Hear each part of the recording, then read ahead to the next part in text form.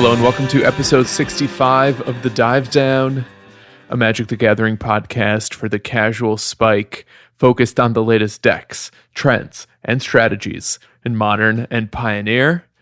My name is Stanislav here in Chicago, and with me on the line from Denver, Colorado, it's the one and only Shane Beeps. Stanislav, how you holding up, my friend? I've literally had the best weekend ever. The best weekend ever? I hadn't gone out in like 72 hours, just hanging out with my fiance, our cat, playing a lot of Magic the Gathering, like a lot of Magic the Gathering. I'm glad you're using this time wisely. How much food do you have for Andy? Are you stocked up? Yeah, in fact, one time we went outside, I want to say it was Thursday or maybe early Friday, to pick up cat food. So he's going to be good. Yeah, I got 48 cans last night. That should last me like 2 weeks. These cats are hungry. Hey, Dave. You're the godfather. You're here with us. I'm always here. How are your cats doing? Or your one cat? Your cat and your dog? Knock, knock. Who's there? Who's there? It's me. I'll always be there. That was a Family Guy bit, I think, if I remember right. Sorry for that. Oh, man. Pickle Rick, etc. Yeah, all those things. You're not going to tell us about your pets? Are you? No. I got rid of them. Well, the kids are home. You can't have the kids and the pets. It's a crowded house. Yeah, it's tough.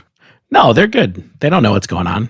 That's the real talk. You know, when I'm stressed out, I look at my cat. He's usually curled up, all cute like, and I just remember he has a blissful life, has no idea about taxes or mortgage, sponsorships. He doesn't have to worry about these things. Yeah, I want you guys to guess how many times I've watched Frozen 2 in the last 72 hours. 4. 5. It's 5. Oh my gosh. It's 5 times. Always got to one-up me. We watched it twice today. Again. Is it any good? I never saw it. I like the first one fine. The second one is I think I've said on this podcast before, it's better. I think than the first one is worse songs, better plot. I think it's more like an adventure movie. Okay. It's a little more fun. Does it answer any of the lingering questions from the first Frozen? It answers all the cliffhangers. Yeah. You get to find, you got some people coming back, and yeah. How's Olaf? Olaf is good. My son is trying to sing along with all the songs now. It's pretty cute. If you can't tell, this week's show is going to be a unique one.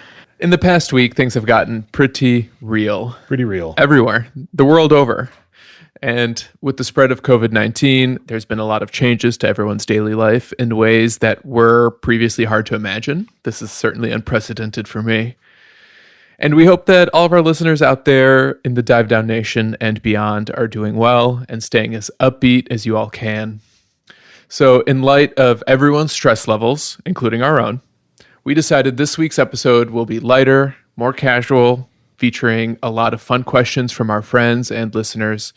You may even notice that this episode sounds a little bit different because our fearless editors over in Maine, the United States, state of Maine, had to leave their studio as businesses are asked to close basically nationwide, and I think in a lot of countries all over the world.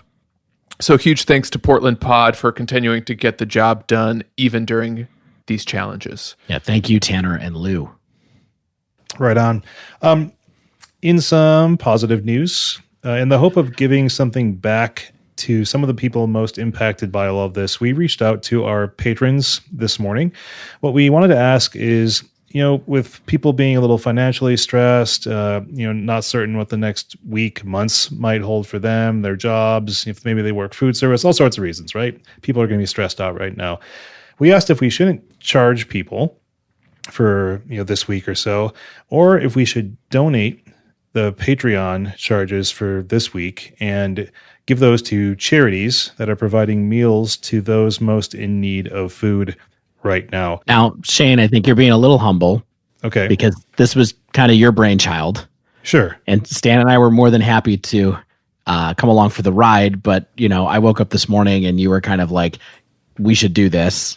And we were both like, yes, we should do this. And then the community really jumped up and got behind it right away. So it was great to see all the patrons do that. But Shane, yeah, give yourself some credit. Take a bow. No problem. I'm just spending other people's money, man. Yeah.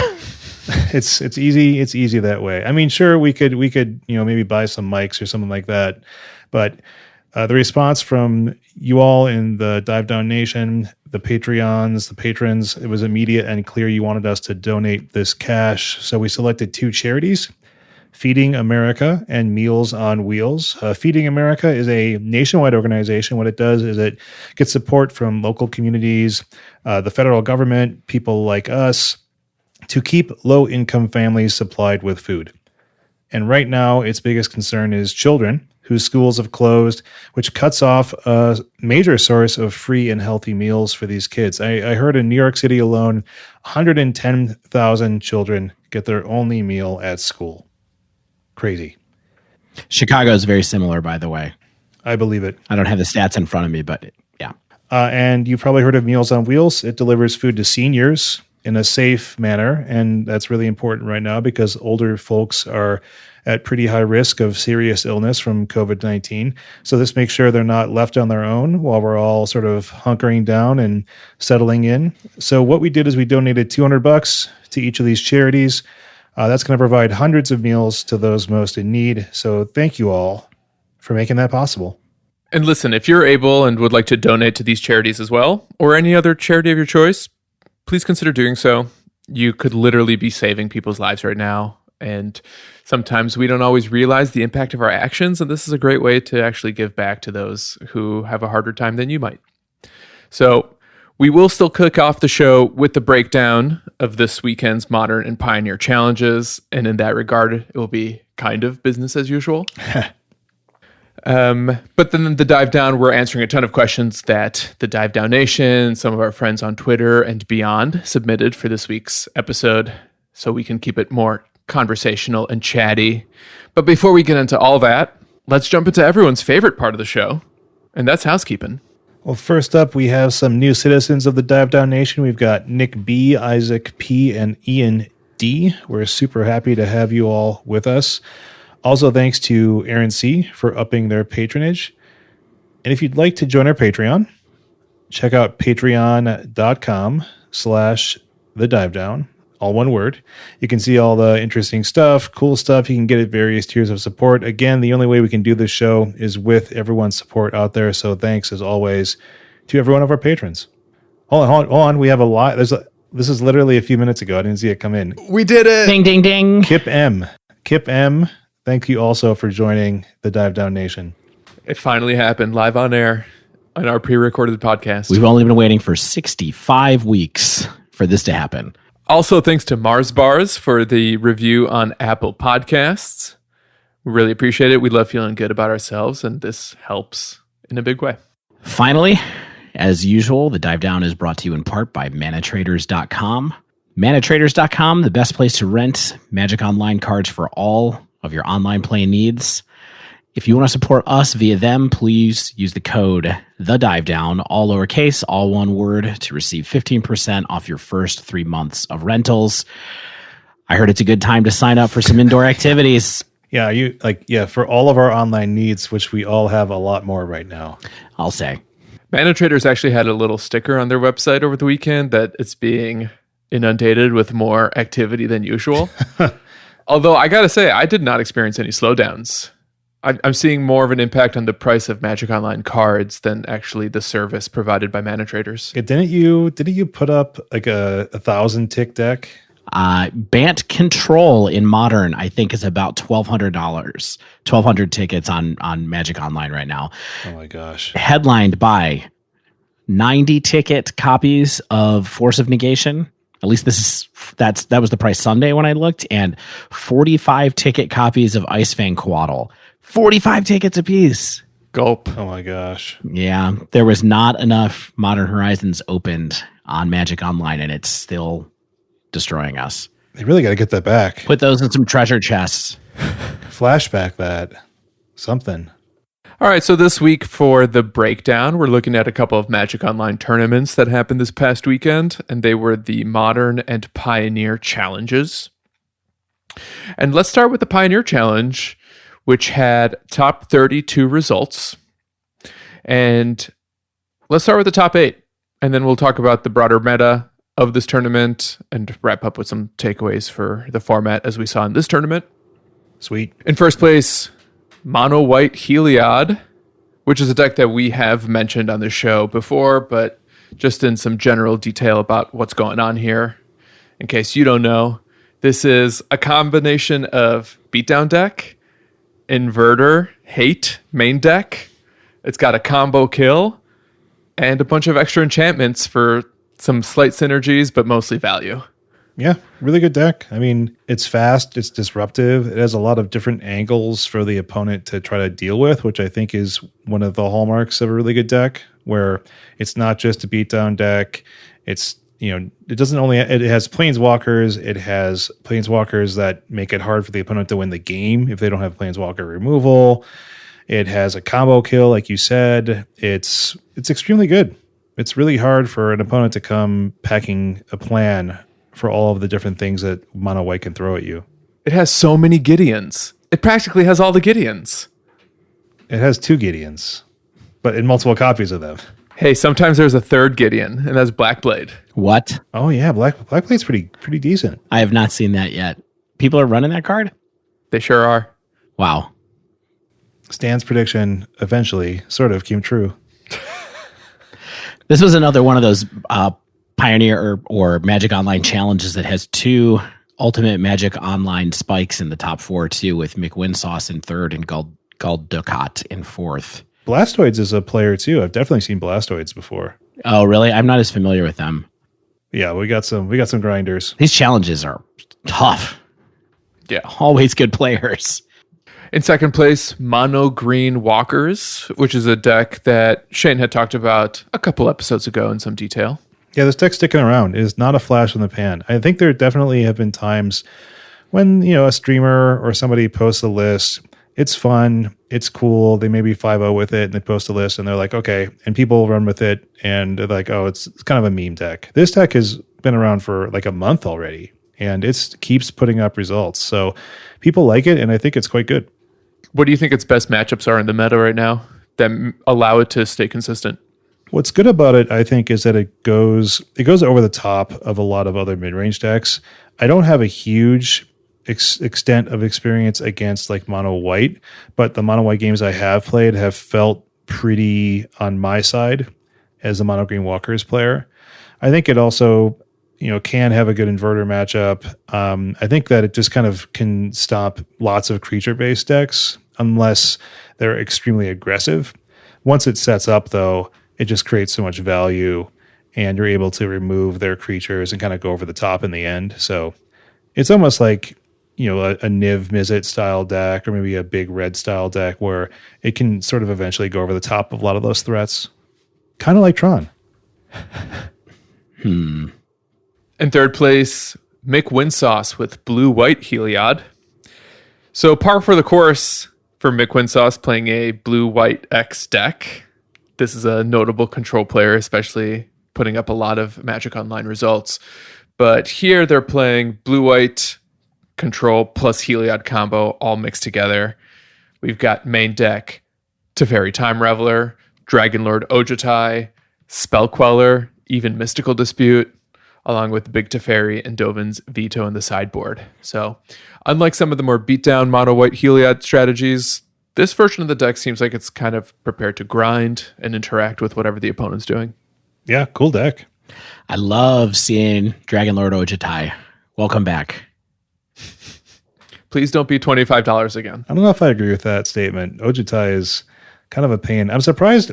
Like, is Dragonlord Ojutai that much better than what's that new 6-mana blue-white flyer that's terrorizing? Dream Trawler? Yeah, Dream Trawler. I don't know if it is or not, looking at it right now. I mean, I guess you don't have to lose a card to save it. Sure. But, and you get to sit there with it for as long as you want, but then you actually have to have a counter spell when you attack with it to keep it up. I mean, it does cast Anticipate instead of just drawing a card, or just getting bigger. So that's pretty cool. Sure. Yeah, I mean, and 1 mana always does matter. Yes. Yeah, for sure. Up next, we had Guldukat in fourth place with Blue-Black Inverter. This list is looking pretty stock these days to me. Yeah, how many Heroes Downfalls and how many main deck Narsets are there? 2 and no Narsets. Ooh, 2. They are up to 4 JVP main deck, which I know has kind of been a growing number over the last couple of weeks and months. I mean, that's not quite stock. I mean, one of the lists I recently pulled up was only had 1 in the side. Yeah, the inverter list that I was playing over the weekend didn't have any, I don't think. Seems like a little bit of a problem. 5th place, another blue-white Heliod deck. Basically the same list as McWin Sauce. In 6th place, Teamer Emerge. Kind of a spicy combination of Green Ramp plus Graveyard plus Uro and Elder Deep Fiend and Emrakul. You got Nissa, who shakes the world, Champion of Wits and Satyr Wayfinder as sort of your both Graveyard and big mana enablers before you get your payoff out of these big, tough to deal with creatures in the form of Uro or Emrakul. Looks like a deck trying to both grind out opponents and go over the top. Sounds good to me. The Emerge decks have surprised me because they were one of the things that I think people were having fun with and sort of iterating on fairly early on in the format and then sort of disappeared. But I'm curious if there's some value left in that shell that's not really being explored. And this is definitely one way to do that. Yeah, I mean, I think the big card here for me that people keep looking at is, I mean, Kozilek's Return is really powerful, and it's like a double wrath kind of. You know, you can get a bunch of small creatures early, and then later on you can get a bunch of big creatures. It could help you get through a gummed up board like what Mono White tends to generate, but I have not played the matchup, so I would be curious to see if it actually is helpful there. But you know, it's interesting to see that Emerge engine come back. Yeah, I mean, Elder Deep Fiend is the only card here that can actually trigger Kozilek's Return out of the graveyard. Mm-hmm.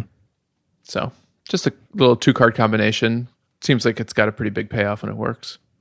Well, I mean, Emrakul does too, but that's kind of a game ender in and of itself. Does she? I thought only Eldrazi trigger. She is an Eldrazi. She's the biggest Eldrazi. What? Laura, my friend. Oh, yeah. Good to know who the Eldrazi are. Yeah. Eldrazi Titan, in fact, usually. Wow. This deck has 5 Titans in it and 3 Giants. Creature types are not my strong suit unless it's wizard or elf. Noted. Or Wizard Elf. Don't tempt me. 7th place, another white Heliod deck. And in 8th place, green black Stompy. The 7th place list is pretty interesting in that it's running 3 Elspeth Conquers Death. Yeah. Instead of some of the other like typical inclusions, like maybe like a Baffling End or Banishing Light or something like that. Yeah, well, the McWin Sauce list was running 1 Elspeth Conquers Death as part of its suite there. It had Baffling End, Elspeth Conquers Death, and Stasis Snare. Yeah, there's a lot of value here, but losing the 2 pips seems a little sketch. But you don't always really need your Heliod turned on to win, but it's certainly helpful. Yeah. I mean, it's pretty cool that this can bring back either piece of the combo if you can kind of control long enough, because it puts a +1/+1 counter on your Ballista, which is kind of wild. So I'm going to read this card because I don't think any other decks in Pioneer play it besides Heliod. Now let's keep talking about it and not saying what it does. Yeah. So 3 white for an enchantment saga. The first story is exile target permanent and opponent controls with CMC 3 or greater. The next chapter, non-creature spells your opponent's cast costs 2 more to cast until your next turn. And the final, 3rd chapter, return target creature or planeswalker card from your graveyard to the battlefield. Put a +1/+1 counter or an extra loyalty counter on it. That's a lot of words. I like that it brings back your Gideons. So let's say you would use Gideon of the Trials to make an emblem right away. And then your opponent immediately kills it. Conquer's Death just brings it right back. Yeah, that might be better than it looks. I mean, it looks pretty good. So, yeah, I think this is a card that was spoiled with a bit of fanfare and has been showing up a little bit here and there. And so it's cool to see it make some waves in Pioneer. I'd love to see playable sagas in general, I think, but I want to mention one other deck in the top 32 that jumped out to me, which was the 11th place Life Gain White Heliod aggro deck featuring our friend from Sramos, Alseid of Life's Bounty, plus Standard, All-Star, a Johnny's Pride Mate, along with a Johnny Strength with a Pride. So now we have a life gain beatdown deck featuring Heliod combo, because why not?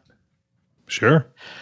I've actually played against a deck a lot like this, and it can just kill you with a Johnny's Pride Mates, which is incredibly annoying. Yeah. So annoying. I love that a Johnny's Pride Mate is a card that had to have its like text changed. It was physically errated because of the way its rules impacted the arena rules engine. Let's talk about this 13th place list, though, which appears to be a heavy blue, splashing green for Risen Reef, like elemental / wizard list. So it has like Brazen Borrower, Gadwick the Wizened, Master of Waves, Merfolk Trickster. Also has 4 Risen Reef, though, and 4 Thassa's Oracle for value. Has like a sweet, various kind of like good blue instant spells for interaction. It's a couple Nykthos, a couple Mutavault. Like, this is a crazy list that looks pretty untuned right now to like kind of just first glance, but looks pretty fun. Looks like you'd have a blast playing this list. You might. Risen Reef with only 5 total elementals in the main deck seems a little sketchy. Well, it's sort of relying on Master of Waves because it makes elemental tokens. I see. So that's kind of like your payoff. But yeah, it's still a little House of Cardsy here. But also, this card is just value sometimes. For sure. You don't have to have a wombo combo with it to just like make it okay to play. Yeah, I mean, it's like what's that flying snake thing in Modern Horizons? Ice Fang Coatl. Yeah. A $45 card on Magic Online. Don't forget. Yeah. Is that just a rare? It is just a rare. Oh my. It is not worth $45 in paper. So looking at the top level of these Pioneer Challenge results, Heliod was actually the clear winner. Across all Heliod style decks, whether they're mono white or blue white, there were 7 copies in the top 32. Yeah, it's a good deck. Good deck, Brant. Followed by Inverter with 4 copies. Seems like Inverter is getting a little bit worse in the Pioneer meta overall, or at least people have figured out how to main deck and sideboard against it. I think Heliod especially seems like a huge problem for Inverter. Yeah, I mean, we'll talk about this later, Stan, but I think the mono white matchup against Inverter seems pretty darn good. Blue white control and mono green walkers each put 3 copies in the top 32.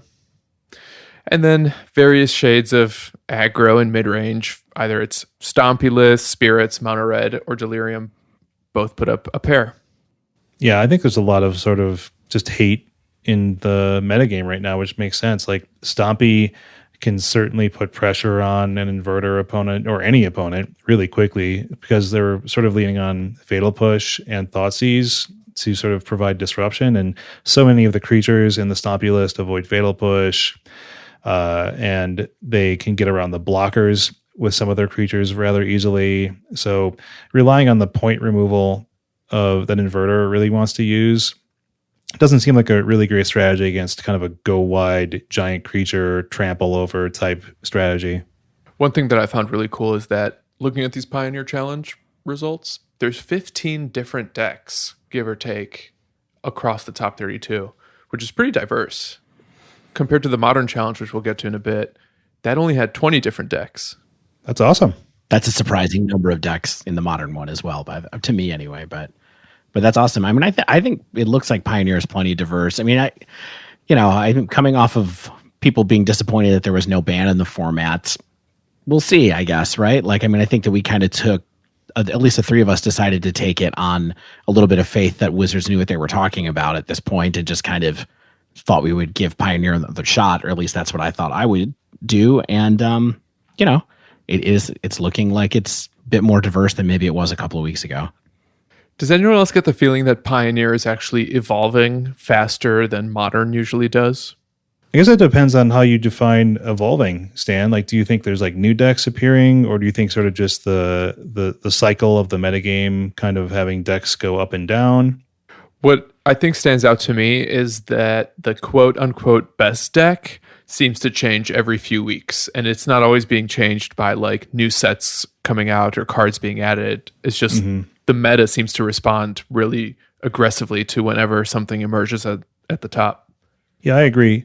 I think that's a sign of a strong format, I think, where the decks can be very good but not too good, and they haven't even had to ban much in the recent past. So I think that the guiding hand they provided has been pretty darn good, along with the response of the community and players to the metagame. Yeah, I mean, let's not oversell it. A week ago, people were thinking that Pioneer was completely broken because of Inverter. We have good distance. I think it's looking better. So I'm happy to see this in the challenge, and let's see what happens the next time that we get like Pioneer PTQ online or something like that. All right, let's move on to the Modern Challenge. Again, we've got the top 32 here, and let's just start with the top 8 and then talk a little bit about the overall meta. The winner of this tournament was Jund, featuring 3 Crocus of Death's Hunger. Yeah. And Willie Adel. I was going to say, look, it's not just Jund. It's Jund piloted by Willie Adel. Hall of Famer. Yeah. I don't think I know who Willie Adel is. The best Jund player in the world. Sorry, Reed Duke. Yeah, he's been a mid-range player. He's a Brazilian Hall of Famer. He's an awesome dude, by all accounts. Yeah, the heart of the South American Magic community, basically. I wonder if the second place Eldrazi and Tax's opponent knew who they were sitting across during that game. I guarantee they did. I've played against Adel online before, and he's very nice. We talked in the chat for a minute. Oh, cool. He completely wrecked me. I don't remember what the situation was, but of course. Yeah, in second place and later in fourth place, Eldrazi Taxes featuring 4 Stoneforge Mystic, running both Sword of Fire and Ice and Sword of Light and Shadow, along with Batterskull. I always liked the triple sword package when I was playing briefly with Batterskull, Stoneforge Mystic, etc. Honestly, I've been looking at Fire and Ice a little bit more lately as a way to deal with all these blue-black Urza decks. Like, Urza is kicking my butt, and these swords are not doing enough against Urza. And I'm pretty sure the Thopters are blue. I think the Thopter Foundry Thopters might be blue. That seems interesting. The token has a bluish hue on MTGO. I haven't confirmed that, though. Hue. I'm going to take a look right now for you. It is a blue Thopter artifact. Dun, dun, dun. Blue Thopter artifact creature token. Yeah, let me tell you, nothing feels stupider than swinging with a sorted up creature and just getting chump blocked by a 1/1. Yeah. I mean, it's terrible. I went to regionals with Stan last week. One of the major mistakes I made was to forget to sideboard in Plague Engineer against Thopter, thinking that it just wasn't good because it's not really a creature deck. Guess what? That's what Plague Engineer is there for. So you definitely got to figure out a way to deal with the Thopters when you're in that matchup. In third place, Bant Snow Control. Not a Stoneblade version, just control cards. And Uro. This is the deck. This is the deck that seems to have captured everybody's imagination suddenly in the last week or so. Even patron saint of Death's Shadow, Michael Rapp, has been playing this deck and repping it online in the last week. Oh, no. This is what it's come to, huh? Yeah. Fourth place, Eldrazi Taxes, as we mentioned. Fifth place, Amulet Titan, a Karn the Great Creator version. Sixth place, it's Shane with Mono Green Tron. I wish. It's Goblin Lackey, who I'm pretty sure is another grinder on Magic Online. Could be wrong. I like the fact that Green Tron is still showing up now and then. It gives me some hope. I was hoping to take it to the store sometime recently. I just don't want to play this on Magic Online, I'll tell you that. But I was going to take it to the LGS, but that's on hold for a little while. So this version of the deck had Karn the Great Creator. Do you think that might be something that Mono Green Tron players can look to as a way to get through the current format? The Great Creator package was in probably like 85% of the Mono Green Tron decks that were being played, but that was before the loss of Microsoft Lettuce. And now we don't have Lettuce, but there's still tons of stuff you want to wish for, probably. So it's always helpful. And I think playing the Great Creator, even in Pioneer, a format with way worse Silver Bullet sideboard cards, makes you appreciate just the value that the Create and Karn provides. So it makes sense to keep running it while it's working. Yeah. 7th place, Simic Urza. And in 8th place, Eldrazi-tron. Lapse Legion. Yeah, Back at it again with the E-tron. Still at it. that's great. So what's our metagame looking like in this Premier Challenge? All right, so we had 20 decks. Guess which deck had the most representation? Only 20 decks. You sure? Oh, 20 different decks. Yeah. There weren't 20 decks in the top 32. That would have been quite strange. Yeah. Did they just cut it off arbitrarily? Only 20 people showed up for this one, but we let it fire anyway. It was Bant Snow. Bant Snow put up 6 copies into the top 32. And that's a combination of the controlling version and the Snowblade version. Interesting. Okay. Yeah, it seems like kind of like it just has a bunch of pieces, right? Bunch of good cards, Uro, etc. Uro, Icefang Coatl. Sometimes you have Stoneforge Mystic. Sometimes you don't need it because sweepers are still good. Teferi is still fantastic. And Jace. Jace is all over the place in control decks right now. Except in like Blue Moon decks for some reason. Everyone else is playing Jace where they can to accrue card advantage. And in fact, can I just say about Jace, since I've been playing a lot of Jace and Blue-White, I have brainstorming more than ever. I'm always a big fan of the Fate Seal, especially when opponents down to 1 or 2 cards. But everyone is playing this 1-for-1 game in Modern lately, and plus Jund is all over the place, getting like 2-for-1s like crazy. Brainstorming seems more important than ever, and unless you're playing against Mono Red, you don't have to worry about as many lightning bolts getting rid of him so fast. Now, that might explain part of why all of a sudden Bant Control is moving to the top, is because if there's a lot of mono red around, Jace is good. Sometimes Jace can be good. But this deck is sweet. I would love to play it online, but can't rent it. It's too expensive. Oh, really? So never mind. Yeah, this is the deck that's like 1,200 tickets. Man. Yeah, this is the first time I thought that I might need a platinum account Oh my gosh. on Mana Traders. I mean, I don't know how long that's going to maintain, but yeah, it's kind of brutal. So what's up next? We got Mono Red Prowess. So we have our controlling mid-range deck, and we have our aggro deck. That's all you need. Yeah. Done. There's a format. We do live in a society. Book it. I like seeing Dredge, a couple Dredgers. Stay strong. Yeah, there's also 2 Blue Moon decks in the top 32, as well as a couple Urza decks. And then a lot of one-ofs. Blue-White Control, Blue-White Stoneblade. Even The Rock made an appearance. Good old-fashioned green-black with main deck Plague Engineer. Wow. I kind of like main deck Plague Engineer in an Urza meta. Why not? Yeah, I mean, there's not a lot of Urza in here, though, is there? There's 2, yeah. 2 out. I mean, that's a pretty small amount. So that's just the top 32. I mean, Yeah. From playing the leagues, every league I deal with at least one Urza player. Yeah, I mean, I do think that's true. There is a lot of it online. I guess one of the most interesting things to me still about this is that Croxa is just all over Jund these days. Oh, yeah. And in that top list, there's only one, but there's 3 of them in Willie Adel's list, which is pretty wild. Yeah, I think the average I've been seeing looks like, 2.25 or something like that. Yeah, I have not got a chance to try that card out yet. I've had it played against me a few times, but that's pretty sweet. It's strange to me how I do play some standard on Arena, which we'll talk about later, but the Uro and Croxa in standard, I don't think are that good. Mm-hmm. Like I play mono red, and the thinking I think is that Uro can stabilize you and gain so much life, but it's so hard to get that card out of the graveyard. Yeah. And in a format like Modern, it's so much easier. And I think that's just, it's such a huge delta of ease of play.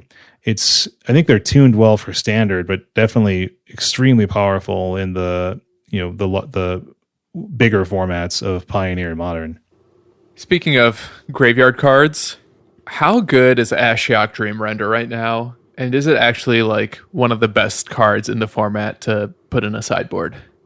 It's like the new Damping Sphere. I mean, I think that card's super powerful.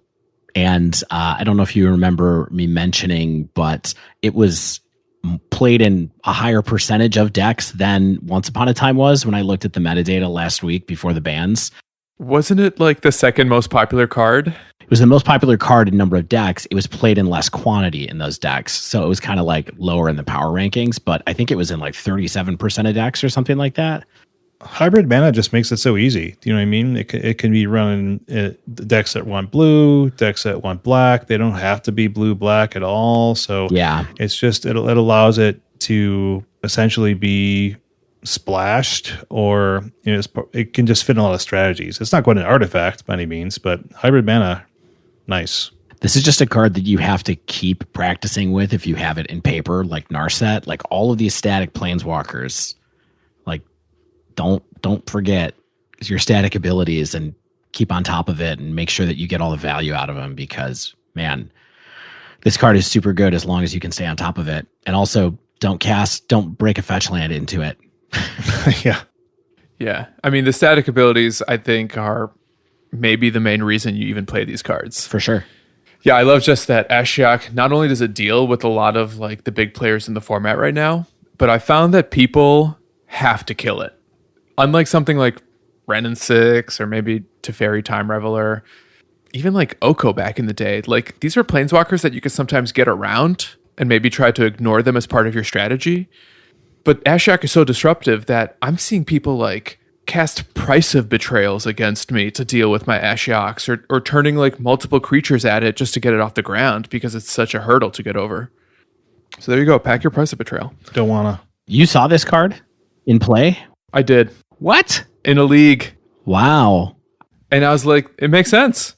There aren't any huge mana planeswalkers around these days. This was one of your spoilers for War of the Spark way back in the day. And when I say huge mana, I meant to say huge loyalty counter planeswalkers. Sure. But like, honestly, the only thing it doesn't really cleanly answer is like the big Karns from Tron. Yeah. Well, it's got the right price. It's 1 mana, so. Don't step to my big Karns. One other thing I want to point out before we get out of here. There were 2 former Once Upon a Time decks in the top 32. Both Infect and Collected Combo decks made an appearance. 2 decks that I thought not only took a big hit from the banning of Once Upon a Time, but like Infect in particular, I kind of thought the deck might be dead outright. I didn't want to say it. I didn't want to lose any friends over it, but All your Infect playing friends. yeah. I mean, it's still a deck that can get the job done. I mean, that's what's good. I mean, we see it's interesting that Eldrazi Tron is just a one of after being such a huge portion of a tournament much like this just a few weeks ago. The metagame in Modern is unpredictable and dynamic, and I think it's one of those things where any weekend one deck can take over just out of randomness, right? Potentially. Yeah, I mean, somehow we have 2 Eldrazi and Taxes decks in the top 8 here. So, like, welcome to your randomness. And it's not even the typical Eldrazi and Taxes player of who's that? What's that player, Dave? Wasn't it like a Habsburg? Dave knows him. The black-white Eldrazi Taxes player is Peanips. Yeah, Peanips. Oh, okay. They always stuck with the just the black-white deck. But this is also not the Thalia Stompy deck that got kind of popular last year that had Chalice of the Void and Gemstone Cavern and stuff like that. This is just mono-white Eldrazi Stoneforge Mystic, which I think is sweet as well. That Collected Company deck is really interesting too, Stan, that you mentioned, in that, they kind of just took out all their Once Upon a Times, put in Eldamri's Call, and are kind of just moving on. And I remember when we were testing for that deck, we had a lot of conversations about why wouldn't you be playing Eldamri's Call? And I guess the answer is because there was a free card in its place. Yeah. Finding the exact card is good, but not as good as finding a random card for free, I guess. That's an interesting heuristic to remember in the future when they give us another free card, probably within the year. Everyone overlooked the free part. They were just like, I just love tutoring 5. So, all right, that wraps up this week's breakdown. It was business as usual on Magic Online, but we're going to take a quick break. And when we return, we're going to acknowledge the apocalypse and talk about whatever you want to talk about. This is your episode, and we're here to spend some time with you. Stay with us.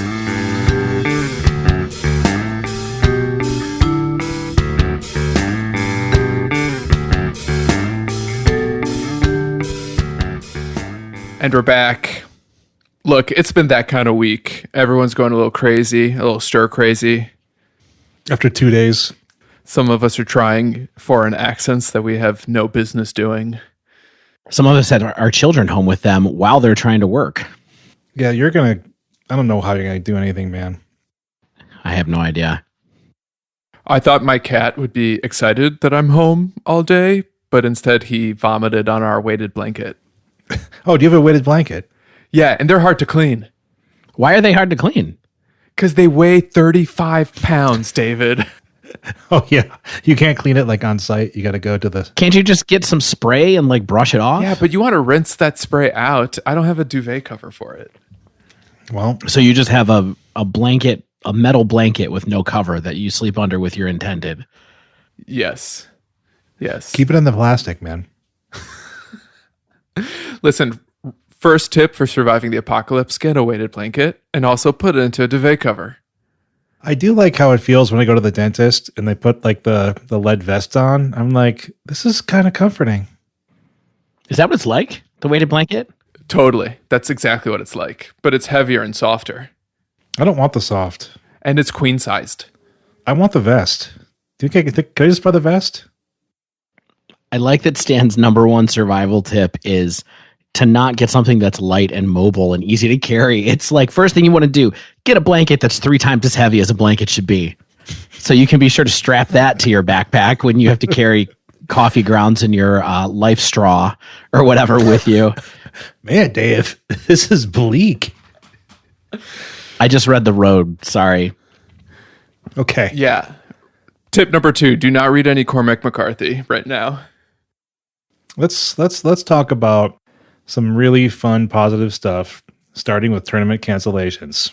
Okay. Yeah, we want to keep it light. We asked a bunch of people to send in their questions, both magic related and maybe even not magic related.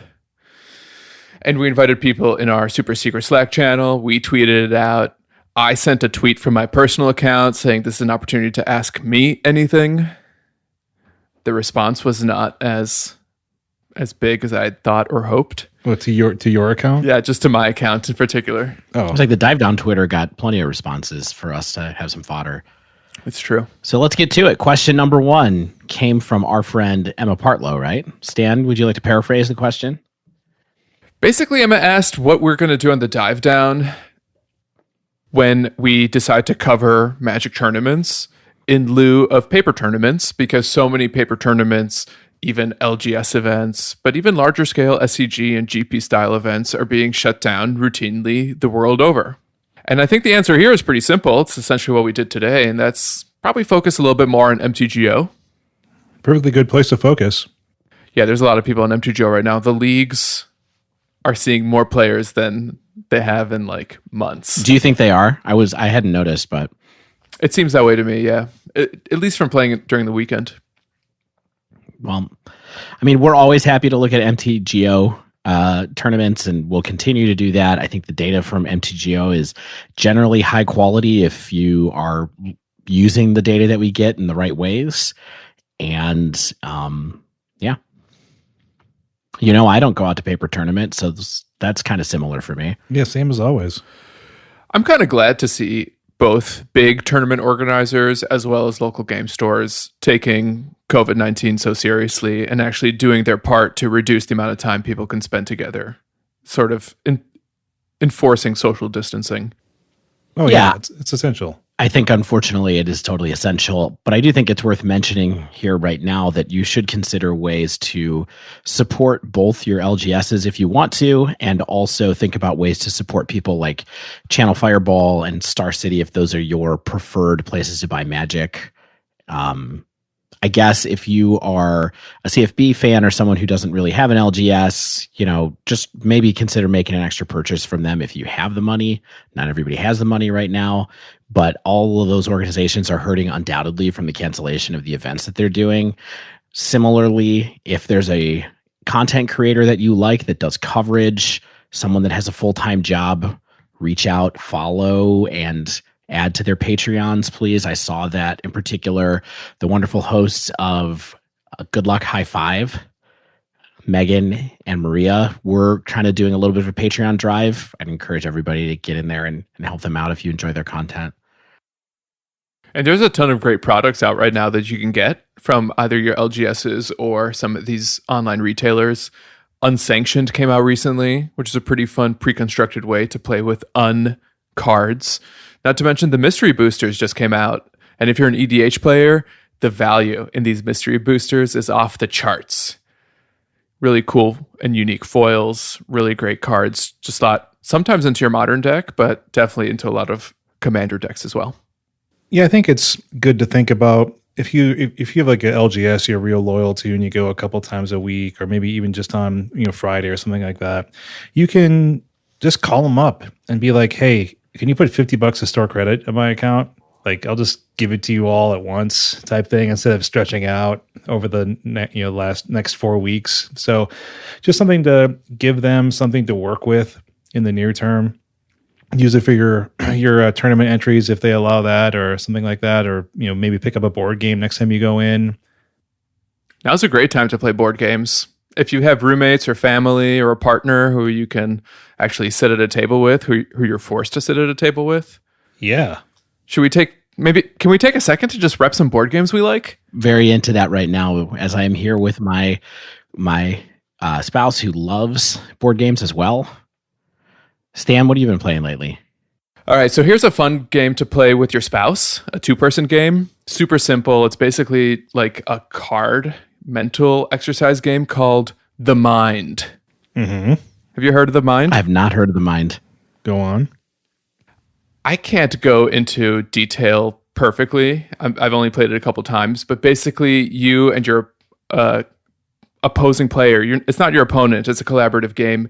You try to get all the cards out of your hand without speaking, and you find different ways to communicate the type of cards you have in your hand. And all the cards are numbered, and you're just trying to put them down in sequential order without speaking. And there's like 12 or 13 levels, and it's really challenging. I haven't been able to get past like level 8 or 9, but it's super fun. Also, Talk. I think it's spelled Tauk. TAK. I just bought it. You've played Talk? We have not played it yet, but we got it the other day from the Chicago Board Game Cafe. You guys are Talkmen? Mm-hmm. That's where I was introduced to it, in fact. It's kind of like chess, but it's not chess. It's more about taking pieces off the board than putting pieces on the board. And it's a contemporary game, but it was designed to feel like it's 1,000 years old. Yeah. If you like the Kingslayer Chronicles by Patrick Rothfuss, it's a game that is described in that series of books, and it was designed by him and a board game designer. I have not read those books, but he's been a fun guest on a couple of podcasts that I've been on. So yeah, that's a fun game. So ostensibly, Stan says it's fun. I haven't played it yet. Oh, it's super fun. So I have one to throw in. Please. Because my spouse and I spent a good amount of time playing this on Saturday night, and that is a game called Illimat that is presented by the Decemberists. No. The band The Decemberists. Oh my gosh. Yes. Is it like a sea shanty themed? It is not sea shanty themed. It is tarot themed, which is maybe equally Decemberist-ish. But it's actually a really fun game that has kind of like little hints of things like gin in it and a bit of kind of like matching games like that. It's really cool. We definitely played 2 games against each other, and I think that we're both looking forward to playing again. It's our 2 to 4 player game, so it kind of scales up. It's cool. It's kind of like a twist on a game that you can play with a traditional deck of cards, but it's got some extra stuff in it, and it's got all these weird like pieces and a weird fabric printed board and these little tokens and all these things. It's very, very cool kind of design as well. That sounds rad. Shane, you live in a frat house, basically. What are some good games that you like to play with a larger group of people? Yeah, I do. My house is actually kind of like the center hub for some friends that live close by. I have a friend who lives a van life and is frequently literally in my backyard. My sister and brother-in-law live close by now. So yeah, we've been playing some fun games, ones that my nephew can play sometimes too. He's younger. Junk Art is really fun. There's versions with wooden and plastic pieces, and basically it's a ton of pieces in different shapes, and then there are a deck of cards that correspond to those shapes, and then there are sort of city environments that you sort of play through like an art tour, and you have different goals in each of those cities. So like New York plays like a graffiti theme where it's like there's a cop card that's like it's just a star that stands for the cops, and that's like 2/3 of the way through the deck, but you don't know when it's going to happen. And you need to build a tower that is as tall as possible until the cop card is drawn, and then everyone has to run away figuratively. And then the person who has like the tallest sculpture using the pieces that were drawn. This doesn't make a lot of sense. I understand. There's a lot of like cool things you can do with these pieces. It's like a dexterity stacking game. It's cool with my nephew because he can work with the pieces just fine. We, of course, the classic contemporary classics like Code Names is always great. A newer game that everyone who knows games right now, everyone who's like a serious board gamer is going to be like, yeah, of course, everyone knows Wingspan. Wingspan's a really very pretty engine building game. And it's kind of like, it's like what do they call them? Like Tableau engine builders. So you play out cards in front of you, and you it's interesting for Magic players because you kind of create little combos. Like you're creating like an engine in front of you that really is it's combo heavy. And it's gorgeous, and it's not too hard for people to pick up. So I would suggest it's been hard to find for the past few months, but now it's finally, I think, at it's plateaued, and you can find it on Amazon for normal prices and stuff like that. So if you like beautiful engine builder card games, highly recommended. It's got a birdhouse dice roller in it. Oh yeah, it does have a really cool dice tower, which is nice. Dice towers are cool. And plastic eggs. They look like malted milk eggs. Yeah, that's really dangerous. They look like Cadbury eggs. Yeah. Do not play this game around the Easter times when everyone's buying those pastel. My wife loves those pastel eggs, and I was like, Nicole, they're delicious. Don't. Next question comes from our patron Mickey, who asks, my PC cannot run Arena and Chrome at the same time.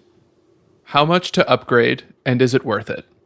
So we're not going to get into pricing, but we do kind of want to talk about whether or not it's worth it to play Arena or MTGO, and kind of generally reflect on what we like or don't like about playing Magic on any of the online interfaces.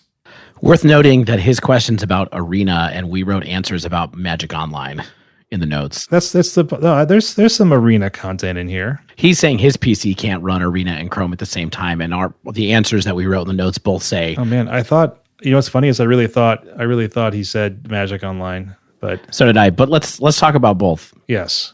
I think Mickey will appreciate us acknowledging the spirit of the question, which is, how can more people play Magic the Gathering on their computer? And is it worth it? Yeah. Yeah. All right. Dave, you've been playing MTGO longer than anyone I know. Yes. My answer is it's totally worth it if you are somebody who is like me, who generally can't get out to the LGS, and you just want to find a way to fit Magic into your life in moments that you can. Magic Online has only gotten better at that over the last few years, especially with the advent of leagues a number of years ago. What a game changer leagues were. How was anyone playing Magic Online before leagues? It was awful, to be honest. And I was definitely someone who not fought against it, but was kind of like skeptical about leagues, especially when it came to drafting, because that was mostly what I was doing. For sure. But it's just so much better for your life to be able to play 2 matches and then go away for a day and then finish your last 3, or, play 7 matches or whatever it is you want to do. You can scale the experience to whatever you want. And I think it's great. People still have a hard time fitting in an entire match of Magic Online sometimes. And there's really no way to break Magic Online down into a smaller experience than that. But that is where Arena comes in, right? Sure. I think Arena, of course, doesn't have Pioneer or Modern, but I think it's a really good way to get your Magic fix a little bit more quickly. Like, it's definitely a different engagement level for me than when I play Magic Online, which is probably honestly why I play more Arena. Like, I feel like I can fit in Arena a little bit better. Like, if I want to sit down in front of my computer for a couple hours, yeah, I'm going to try to get a Magic Online. So Magic Online doesn't have any best of one formats, which I think is kind of what you guys are talking about in terms of like a really quick, easy, bite-sized experience. Yeah. Shane, are you playing best of ones on Arena? Oh yeah, I only play best of one. Stan, can we vote him off of this podcast or? Yes. It's a totally different Magic experience. Like it's like a Magic-like game in best of one. Like the game of Arena, like I talked about maybe just last week or 2 weeks ago, it's a gamified game. Right. Like there's a lot of like carrots in front of you for progressing along rewards tracks or finishing up like a daily quest or getting like some daily experience to like get some more cool stuff. And like for me, it's all about working towards Pioneer on Arena. Like I don't care about my standard collection right now. I have a standard deck and it's designed just to play fast and win enough games, like have a 55% win rate, and it's great. Play fast, win sometimes. But there's a lot of benefit of Magic Online though that you don't get with Arena. Yeah, I think they're different products for different people. I don't play Arena at all, and I won't until an Eternal format that's good is on it, and there's a way for me to somehow rent a collection or do some kind of subscription model or something like that where I don't have to grind. Dave, I'll tell you the subscription model. Spend like $75 every set release. That's a subscription model. That's how I can get every card? Not every card, but probably enough. Probably the cards you want if you're going to play like an Eternal format. All right. Well, we'll come back to that once it matters. Yeah. But let's talk for a minute about a computer that can run Magic Online or Arena, because I think Shane has some notes. Yeah. So what's amazing to me, and this is not WotC bashing. It's not meant to be WotC bashing at least, but Magic Online is a pretty clumsy piece of software because it's very old and it's somehow extremely resource hungry.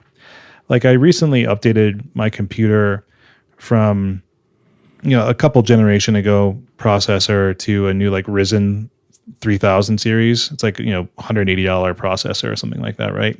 It loads Magic Online so much faster than it used to. Like to get to a playable state, like log in to play on my laptop takes like literally 25 seconds maybe, which is I find amazing. But on my computer, it's much, much, much faster, my desktop computer. So I don't think you need to have a contemporary Ryzen processor at all. I think anything contemporary, like anything that is going to be sold at any store or even like is slightly used on Craigslist or something like that, and has like 8 to 16 gigabytes of RAM, you're going to be A-okay with. Well, for Magic Online, so you gave me a computer basically. Yeah, I gave you essentially the computer that I was using until this new one, because I kind of side graded. So I can tell you that this computer is plenty fast for me anyway, and opens Magic Online very quickly. And so I don't know whatever specs it has really. Oh, it's old. I built that computer is it is a mid-tier like $800 computer from like 2016. Like it's old. It's like 4 or 5 years old technology, right? It works great for what I do, which is basically the only thing I use this PC for is to play Magic Online.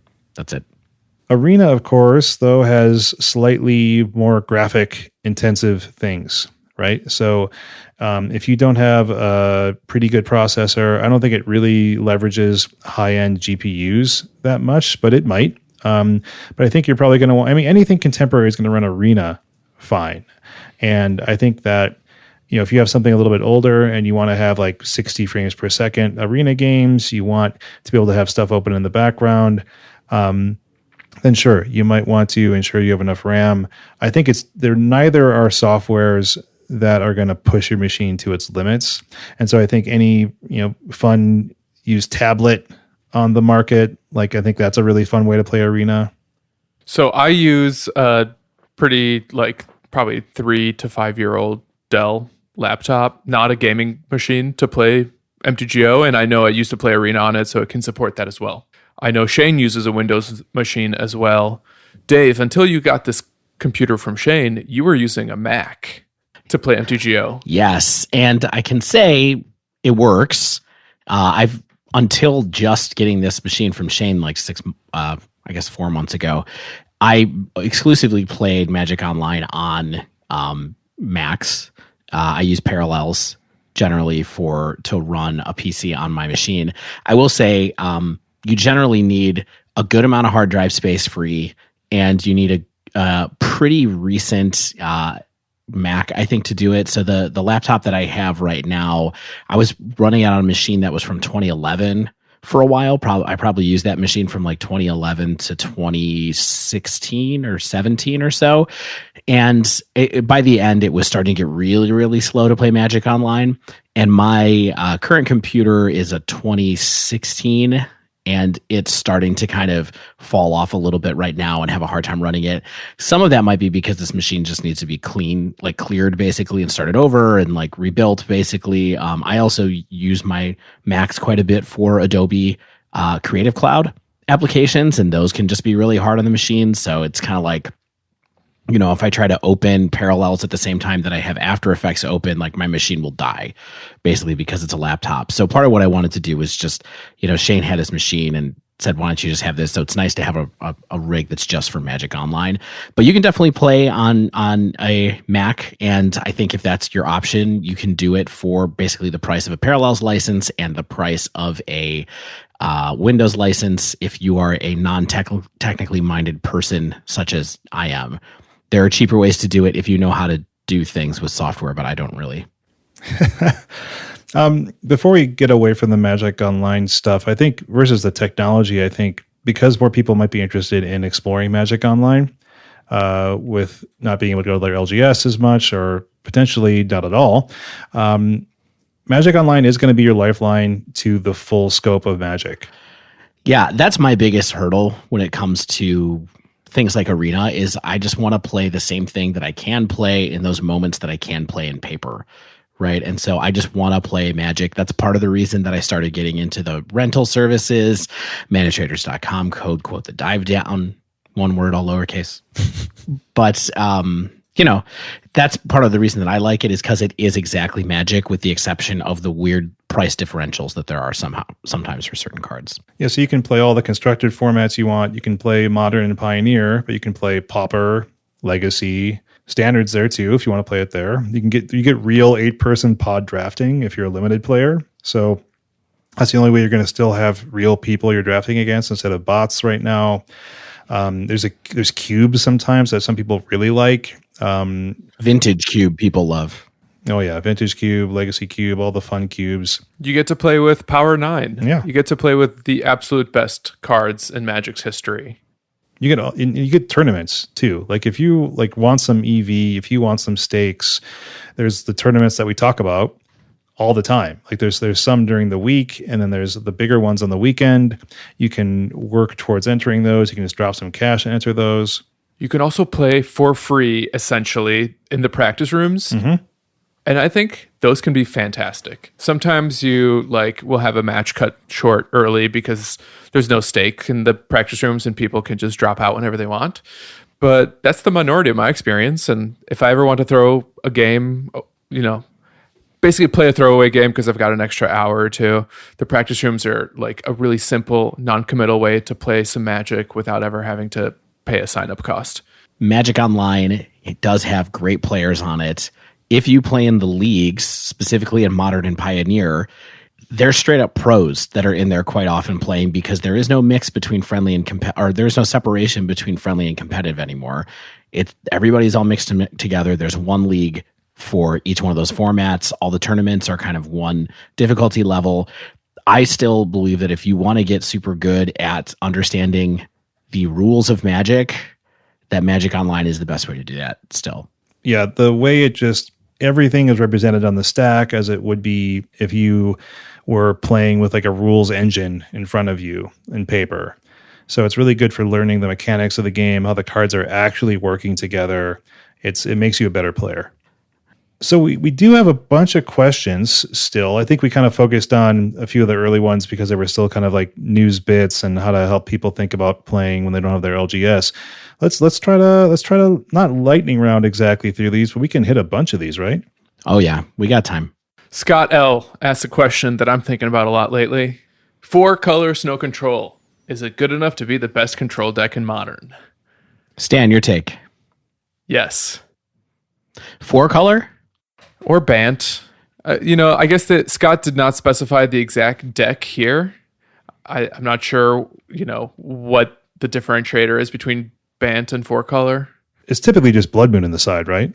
Correct. It's Okay. Blood Moon splashed off of Astrolabe, which is a wild thing to see people do, but Yeah. guess what? I've seen a singleton Sacred Foundry too sometimes, I think. Yeah. Well, I have to agree. I mean, I think that it definitely could be the best control deck. No doubt. I mean, it's not that far off from blue-white control. It's got some better tech. You can run Veil of Summer in the sideboard, which is a great card to stretch into for green.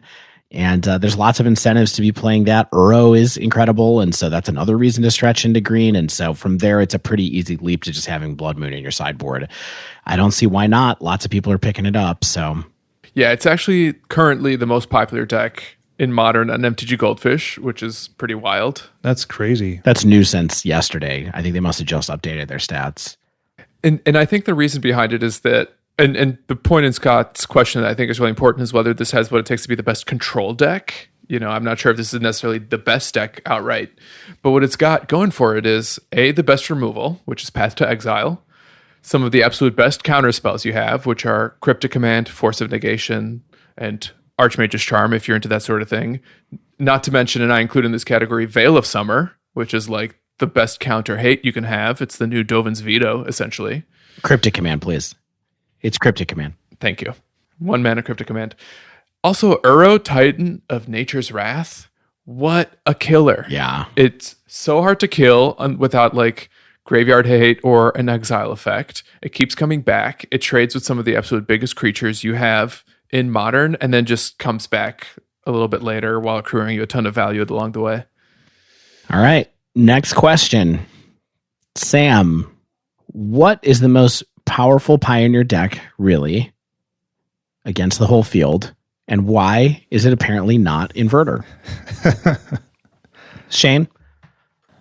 I think what I think is actually nothing. That's my thought. I think that's why Pioneer's great right now. Is like Stan was saying, it's a dynamic metagame that is constantly going through cycles. Right now, what's probably the mono white Heliod deck, if that becomes too oppressive, there are certainly ways to attack that deck. And I think that's why Pioneer is a pretty cool format right now, and it's not solved.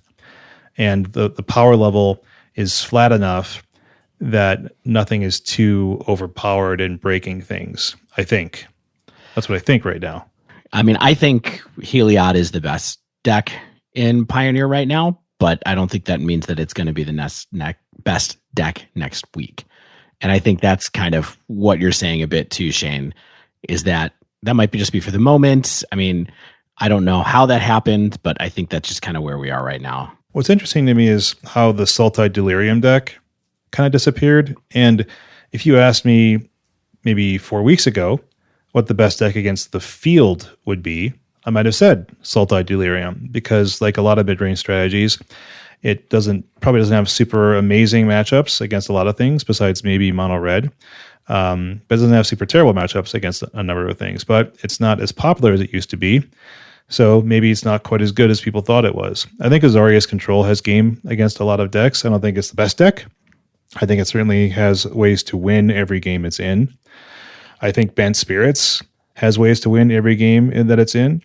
I think Mono White Devotion has ways to win probably nearly any game that it's in. So it's nice to see that.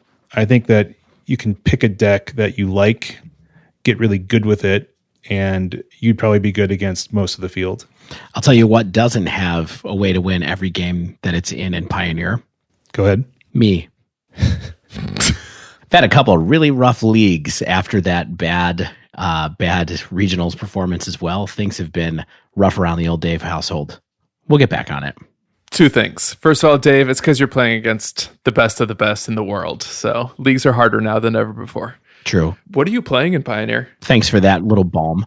So lately, since the last time we did a podcast, I made good on my promise to pick up Inverter again and play some of that. So I did a league with Inverter a couple of days ago, and right now I am playing Bant Spirits. That's a good deck. Because I like Spirits, and I've liked Spirits in Modern for a long time, and I liked it in Pioneer the first time we played it.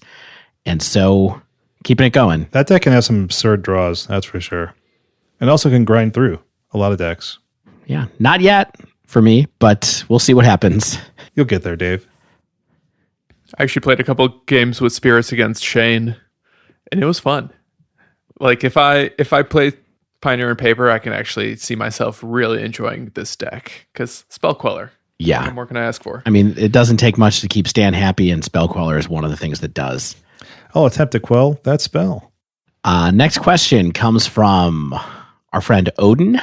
Odin wants to know which other tribe is closest to a functional Modern or Pioneer deck. And bonus question, is there a real reason not to reprint Cavern of Souls at Rare? Who wants to take that one first? Seems like the easiest one. Financial equity is the real reason. Yeah, it definitely is the real reason. I think it's worth pointing out that Cavern of Souls was a rare in Avacyn. And so it was upgraded when it was reprinted, which is kind of a bummer, but it is what it is. My favorite is when they upgrade uncommons to Mythic, like Force of Will. How many times has that happened? That's a good question. Is it just Force of Will? Maybe. Is Aether Vial still rare? Aether Vial is a rare. It was originally an uncommon. That's true. So other tribes, I've been seeing slivers pop up a little bit. You have been, for sure.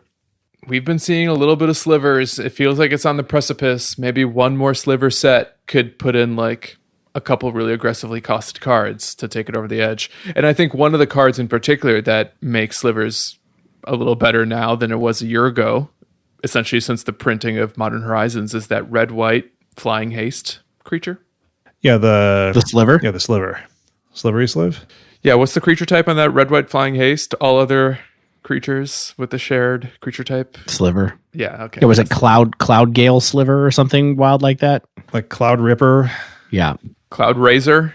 Cloud Blazer? That sounds good. Why do they all have such crazy names, those slivers? Those slivers are so crazy, you guys. They're wild. How crazy are they? So crazy. All right, my pick for a tribe that I think is closest is zombies. I think actually both in Pioneer, mostly because there's that rally kind of combo zombies deck that's kind of right on the edges. That's pretty good. I don't know if y'all remember that from around the time of the Mythic Championship. People were giving that a little bit of hype. And then I also think there might be a chance that zombies or elementals could get close in Modern. Elementals is mostly a little hat tip to Stan because of Skelemental. Let's see that get good. See, I think Teamer Elementals could be a thing. I mean, yeah, it is close, right, Stan? It's already a thing. But is it Elemental Tribal or is it... It is. It's literally Elemental Tribal. It is a deck. Hey. Whoa. It uses that card from Lorwyn. That's like that 2 mana that lets you find more elementals. Yeah, the Harbinger. Yeah. Yeah. Is it what, Flamekin Harbinger? Flamekin Harbinger, yeah. Yeah, that's the glue. And I think like a Simic or a Teamer Elementals could be a thing in like Pioneer or potentially Modern on the back of Risen Reef and like Master of Waves. Also, haven't we seen some sprinkles of Is It Wizards in Pioneer too? Yeah. It doesn't seem to be like a format staple yet per se, but like will every once in a while show up in a league, dump. It'll even like sometimes show up in the top 8 of a tournament. Is there any real payoff card though, or synergy card besides the lightning and the retort? Those are pretty good payoff cards. Yeah, that's certainly true. But there's not like a wizard lord, is there, or like cards that are like drawing other cards from wizards that the people are playing. Well, there's Adeliz the Cinderwind. And that's his play. Just occasionally, I think, right? Cool wizard. Yeah, maybe just sometimes. And I think that's as close as we have to a wizard lord in Pioneer that I can think of. And it's only a lord when you cast an instant or sorcery, but that's what wizards want to do. All right. Next up, Eric asks, will we ever get to see Wilt-Leaf Liege see play and Modern again? I think the answer is probably not, Eric. I'm sorry. Very sorry, Eric. I have to also say probably not. The time for the little kid Abzan, I believe the deck was called, like just sort of an Abzan mid-range aggro deck with Wilt-Leaf Liege pumping everything, is probably not the power level of our Modern nowadays. I'm not sure Wilt-Leaf Liege would see play in Pioneer. That's scary. Wow. When was this good? I've never seen a Wilt-Leaf Liege on the table before. In like Khan's era, like sort of 2014-ish, 2015-ish. It's also pretty meta dependent, right? Because you're occasionally relying on the discard part of it, yes, to have it be good. You're subsidizing being up against a metagame that's filled with mid-range decks playing Thoughtseize, yeah, as part of this, right? And so, or for that matter, Liliana of the Veil. Yes, and you could sort of stack your deck up with what like Loxodon, whatever his name was, that would, if it got discarded, went to the battlefield, and right. So, yeah, I don't think so anymore. But it's a fun card. You can certainly play with it all you want. I have a GP stamped Wilt-Leaf Liege. If someone wants to try it out, let me know. Next question comes from Judson. I'm not interested in Pioneer currently. Why do you play Pioneer? Shane, I feel like this is your bailiwick. Let's sell Judson on Pioneer and other people who might be skeptical still. I mean, I think we've been doing a pretty good job of that this episode, right? Which is the dynamic metagame, the ability to experiment. I mean, we talk about streamers like Aspiring Spike, and there are others who bring a brew to the table that becomes a deck, becomes a real deck, or is a deck that's perfectly worth playing, responds to the meta, can do cool things. I think that it's nowhere near as figured out. And also, I think people are more interested in experimenting in the format with it because the power level of the best decks are not so good that they squeeze out brews. And I think that's a really valuable thing for a lot of people. Can I give you a slightly alternate take on why I think Pioneer is awesome? I would love it. I love to consume Magic content. I also love content. And Pioneer is a new place for me to look at Magic content that is updated frequently, that makes me not have to wait in between different deck dumps for Modern, or different people are putting out Modern content, waiting in between Modern tournaments. Pioneer, I feel like I have enough capacity in my brain to be able to be mostly excited about Modern still, to be honest. Like, that's the format that I'm more interested in, but I like to keep one eye on Pioneer and just kind of see what's going on there, just so I have more kind of content to consume. And so even though I'm not fully playing it, I still like to keep up with it. So I don't think you have to commit to start to be kind of interested, I guess is what I'm saying. But Modern's still awesome. I have a quick question to you guys about Pioneer, though. So we've established that it's a very quickly evolving metagame, very dynamic compared to something like Modern, for instance. Does that mean to keep up with Pioneer and stay competitive, you have to be willing to frequently either update your deck or pivot decks? I don't think so. And the reason I say that is because I think, like I've said a few times, is I think the power level is flatter. So, I mean, people are still running mono black aggro out. Yeah. And sometimes winning with it. And that deck's been extremely similar for months and months and months now. I think that at this point, Pioneer has stabilized. So you weren't rushing out to get like new play sets of the latest sideboard tech card for a card that maybe got banned the next week, or the deck didn't become tier 1 any longer because it had like Oath of Nissa or Leyline of Anticipation, Leyline of Abundance banned from it. So I think that it's stable. So at this point, I think you could pick any one of the decks that's performing well, that speaks to your play style, and play it for a good amount of time. I don't necessarily think that it's always going to be the same power level, but I think that you could play a number of decks right now that are probably between like 47 and 53% win rates. And hey, that's a higher win rate than I have. So deck, drag me up that mountain. So Stan, you've been playing a ton of Modern lately, though. Judson, the second half of Judson's question was kind of about, how do you all feel about Modern right now? We talked about that a little bit. You've been playing it. What are you playing in Modern, and what are you enjoying? Well, I've been cooped up in my house for the last 3 or 4 days, and I've mostly played Magic the Gathering. It's kind of been my de facto way to kill time. Even if I'm on the couch with my fiance and we've got like the television on, I've got a laptop on my lap, keeping my thighs warm. Sure. While I click away. So I think I've literally played every deck I've ever enjoyed in the last 4 days. Like, that's amazing. Dude, I went deep. I played a league with green-black elves today. And you know what? My results have been pretty flat. Okay. I'm getting a lot of 2-3s, unfortunately. Some burritos. I would say, like, I mostly get a 3-2 burrito, but with a deck like elves, I'm mostly getting 2-3s. I played some black-red Skelemental. I actually streamed that on Saturday night. This new Croxa build that our patron Nikki B put this list together for me, and I ran it out. Nikki was actually in my chat, and he helped me out a lot, making some difficult decisions. So that was pretty fun. Playing a lot of Blue-White Stoneblade, like a lot. I won't play Blue-White unless I'm playing the Stoneblade version, and I'm loving it. I would have played Bant, but I can't afford it. Putting up pretty decent results with Blue-White Stoneblade, in fact. And I did one league over the weekend where I went 3-0, and then in round 4, I got paired against Sodek. Yes. That was hard. He killed me. He dredged me out so fast. So that was a good time. Heck, I even played a little Jeskai Stoneblade, because why not? That was a deck for a while. That was a deck for a while, and I've been, like I said, digging at the bottom of the barrel. But I think Modern is fantastic right now. I feel like the best decks are ones that you can beat if you decide that you want to target them. And what'll often happen is you'll never get paired against them if you start to target them. But I think that's cool too. Like, I love the paper, scissors, rock formula that's happening in Modern right now, especially. And we don't have any like Okos truly killing the format. I think we can talk later about whether Uro is a problem or whether Uro is actually the new Oko. But until we get to that, I feel like you don't have anything truly messing up Modern, and you have a little more room to like play your favorite deck and get good with it and try to find ways to hate out some of the top of the meta, while also it's super clear what the top of the meta is. Well, why don't we talk about Uro really quickly?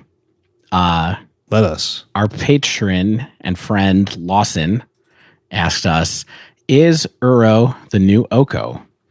Could Uro be even better than Oko? Well, should we kind of lay out the argument for the comparing the two? Sure. Gains you a bunch of life. Puts you up on cards via land. Really hard to kill because it just keeps coming back. It all sounds good. Yeah. Doesn't really affect your permanence, which was one of the things that was the hardest to deal with Oko, right? Is that, yes, it draws you an extra card, so you have more answers in Uro, but you don't get to play it and then immediately turn my threat into an elk. Yeah. I think in that sense, I haven't played enough matches yet where Uro really destroyed me to be able to feel like it's abusive in that way, but you have played a lot more. And I know Shane has played a good amount more than me lately. I just haven't run into a bunch of Uro decks online in the last couple of weeks. I know it's fully powerful. It is the pillar of a bunch of really powerful decks, but I don't feel as bad when it's played against me as I did with Oko ultimately. An important factor about Uro versus Oko, I think, is one, the new Oko, I think, looks at it through the lens of primarily Modern right now. I don't think it's too good for Pioneer. And it's definitely not too good for Standard. So is Uro the new Oko in Modern? Potentially, because the ability that Modern has to fill the graveyard. But what Oko did is invalidate so many text boxes on a card, right? And it made Magic not what it is supposed to be, which is playing powerful cards and seeing the benefit of those cards and having fun using the abilities of the creatures and spells and artifacts that you put into your deck. And Oko just made the deck all about Oko and the game all about Oko. And resolving an Oko changed the way every game was played, and Uro does not do that. Yeah, I will say Death Shadow is not splashing Uro yet. And so I don't feel like it. I feel like that would be a sign. And I also think if we were seeing like lol decks like burn with Uro in it, that's where I would start to get more worried about it. And that's not happening either. So I think Uro is an extremely powerful mid-range card, but I don't think it's like quite there as far as what it's going to do to the metagame. It's also so much easier to answer with a single card of your own.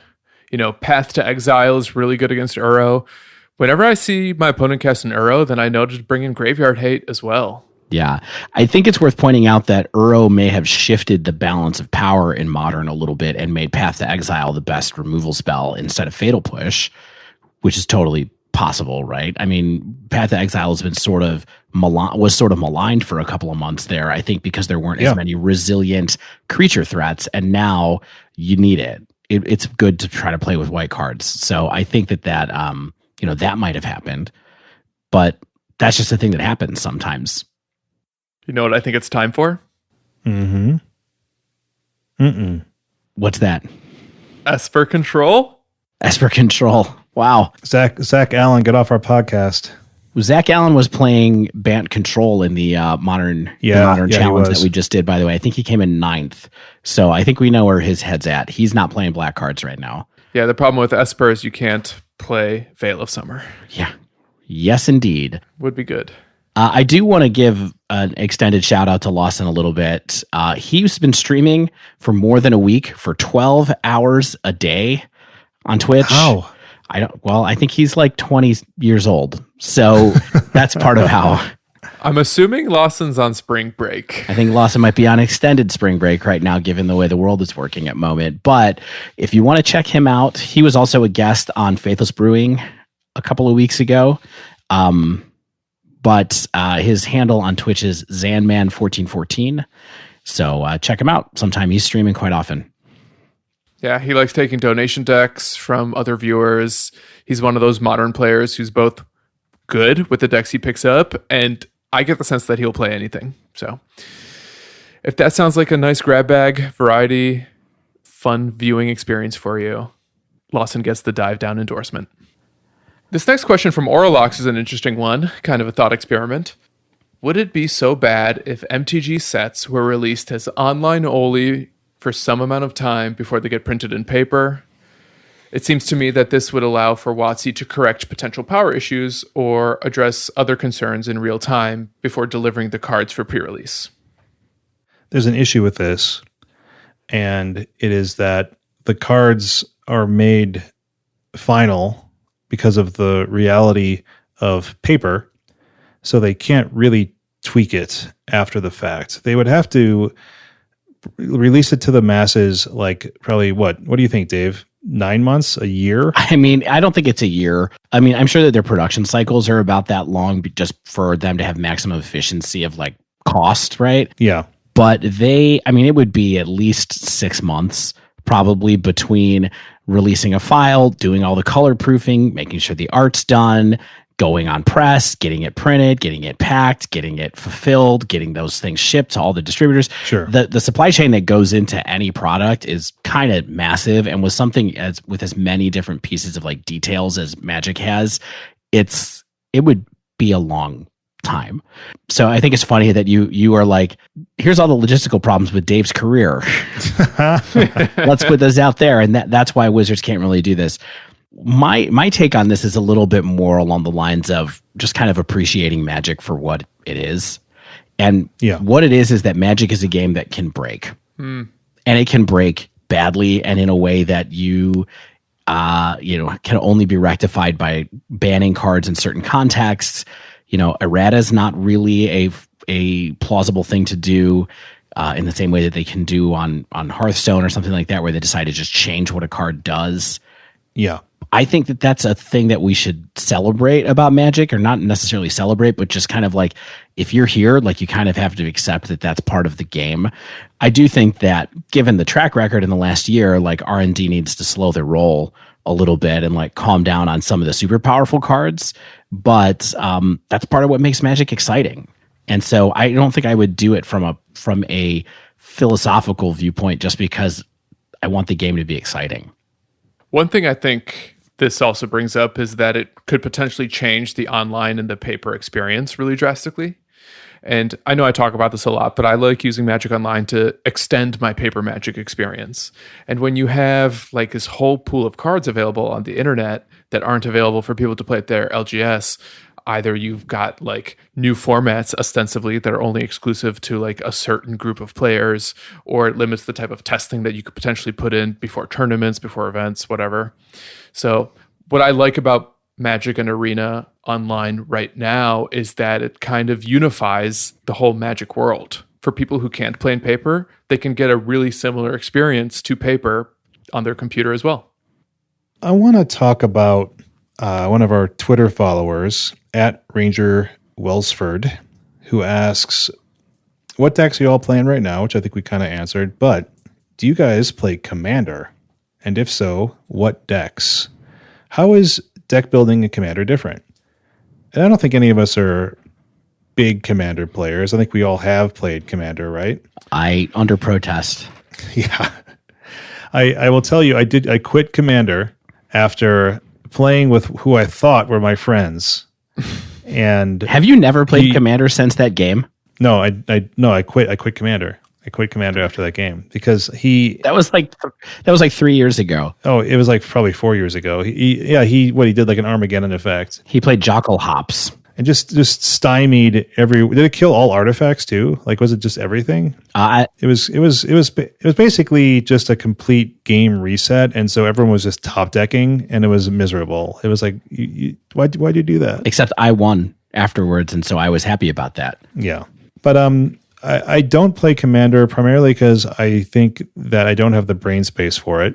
And I wouldn't have the time or ability to focus on it as much as I would like to. And also I think it really, really very much requires people you like playing with who are also playing Commander. And I don't have like a cool group of people that I play with all the time. I have that. I have a cool group of people that I only play Commander with. Stan's like, I have friends and you guys don't. I moved and I'm old. My favorite way to engage with Commander, I sort of have the same issues as Shane does, where like I can't pour myself into Commander for the same reason I can't pour myself into Standard. And that's just because my brain has finite space and I spend so much of that space absorbing modern content and some Pioneer content. And because I'm not a full-time Magic professional, I have to draw the line somewhere. So when I play Commander, I'm usually doing it with some combination of either pre-constructed decks that Wizards makes that I then update with pieces from my modern collection, or just like random powerful cards that I've collected from cracking packs over the years, or just massive piles of cards because I have a bunch of modern staples across colors and I like playing these cards. I don't always get to play them at the LGS, so I'll slap them into a modern deck. So I've got, Grixis Wizards that's been upgraded a little bit. I've got that green-white cats / equipment deck that I've upgraded a little bit. My Stoneforge Mystic package helped out there. I even have that Mardu Vampires deck. That is like the best Commander pre-con I think ever made. It's basically banned, right? Isn't it kind of like... I don't know if it's banned. I don't know what the Commander banned list looks like, but it's really good. The Eminence ability on that main Commander is just insane. It makes so many 1/1 vampires. Yeah. The only Commander deck that I have, which is like vaguely sleeved up still, is I have an Aloro Ageless Ascetic Commander deck, which is a commander that people hate playing against. Yeah, it's very good. But I think is great. And because it draws cards and it gains you life, and I get to play cards like Propaganda and Sphere of Safety and Ghostly Prison and all those kind of things. I also sort of have it as like a place where I just put my favorite cards that are old. So, for example, I have a Beta Demonic Tutor that is in there just for fun. I have an Alpha Island Sanctuary, even though it's not a good card, it's just in there. Really, it's just kind of a collection of weird things that I've gotten over the years that I just think are cool. And I never play it. So people seem to like it in my game store. My LGS seems to play every format besides Pauper with great regularity, so I'm glad that people can engage in Magic in that way. Yeah. Commander is super important to Magic, and we welcome people who love it. It's just not us.